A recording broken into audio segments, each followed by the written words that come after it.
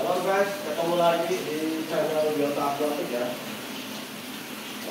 Sambil bersih akuarium, ini saya bersihkan kaca, terutama di permukaan air ya. Dari dimasukkan supaya tidak timbul kerak air yang warna putih kapur. Kalau kelamaan dia akan permanen guys. Jadi setiap kita sempat 2 hari atau 3 hari kita harus bersihkan nih. Ya, bersihkan. Kenapa? Kalau dia udah sempat kering ya, udah permanen, itu nggak ada obatnya guys.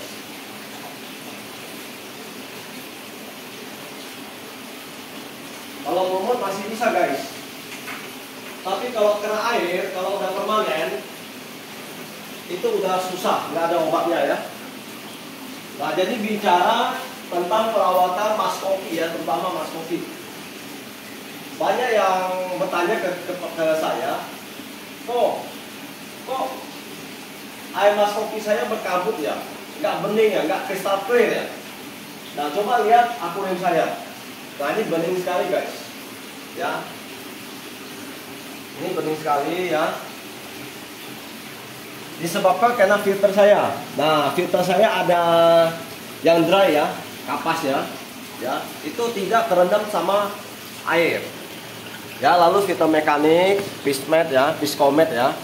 Lalu biologi ya, pakai Momogi Pristine ya. Dan pH-nya atau power head-nya yang cukup ya.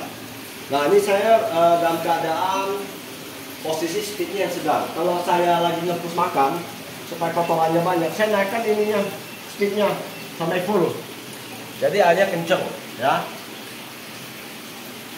Nah, buat pemula ya, yang sering mengeluh, kapan nih akuarium saya bening, kapan dia nggak berkabut, seperti akuarium saya ini semua, ini bening semua ya. Ini bening semua guys, bening semua. Nah, disebabkan karena sistem filter. Nah, kalau mau akuarium yang bening, jernih ya, itu pertama volume filter. Paling tidak atau minimal 3/4 dari volume akuariumnya ya. Karena sifat kotoran mas koki pertama encer ya, mudah hancur. Jadi menyebabkan airnya berkabut ya. Kalau kita tidak full dia punya medianya kurang ya, volume medianya juga kurang di filternya, itu akan lama sekali guys. Bahkan nggak bisa bening ya. Nah, berapa lama beningnya? Beningnya itu ketika koloni bakteri udah banyak ya, udah matang ya. Itu kira-kira 3 minggu ke atas, bisa 1 bulan, bisa di bawah 2 bulan ya. Jadi perawatannya untuk akuarium ini, kita backwash 3 hari sekali, backwash, buang air kotornya ya, masukin lagi yang kita backwash ya.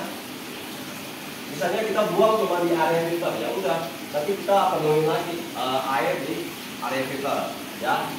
Itu tidak boleh buang semuanya supaya bakterinya ini tidak terbuang banyak.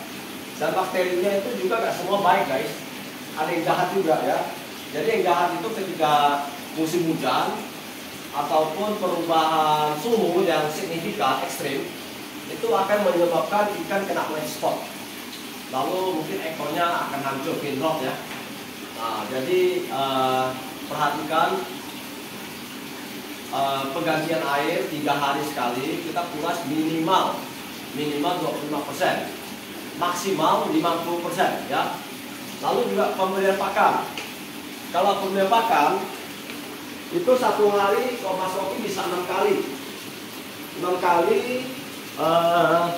untuk ikan yang glowing. Dan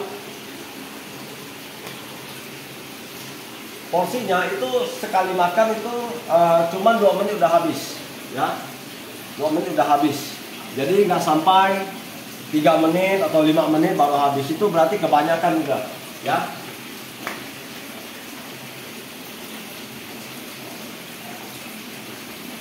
Oke guys.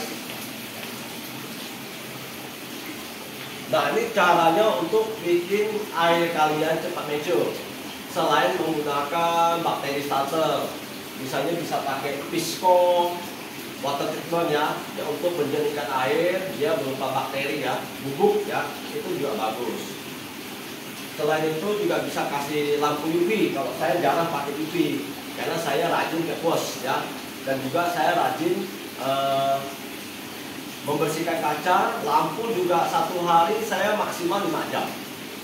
Kalau lebih dari 5 jam atau lebih dari 8 jam, atau kita nyalakan 24 jam, yang akan terjadi adalah lumut satu akuarium nempel ya, walaupun udah pakai UV ya.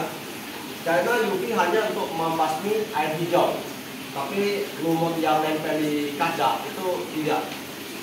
Oke guys, sekian ini sharing saya, pengalaman saya, bagaimana saya memaintain akuarium saya. Dan ini semua udah full system guys, udah full system ya. Backwash sudah ada ya, untuk kuras akuarium juga ada ya, kuras akuarium ya, semua sama ya, semua sama. Kita udah ada backwashnya, semua udah backwashnya ya. Nah, selain bikin air jernih ya, kita jangan direpotkan untuk kuras air ke pembuangan sama ngisi air. Jadi semua udah pakai sistem. Jadi selain hobi atau apa, kita nggak menghabiskan waktu yang begitu banyak untuk mengurus kotoran ikan. Tapi kualitas air sama view-nya itu enak dilihat ya. Jadi itu tips saya, jaga airmu ya. 3 hari sekali kamu backwash dan gosok kacamu supaya tidak berkerak ya. Gosok juga lumut-lumut yang nempel ya sebelum banyak ya. Ketiga, itu sistem pembuangan air harus udah mantap ya. Nah, jika Anda berminat mau bikin akuarium yang low maintenance, bisa hubungi saya ya.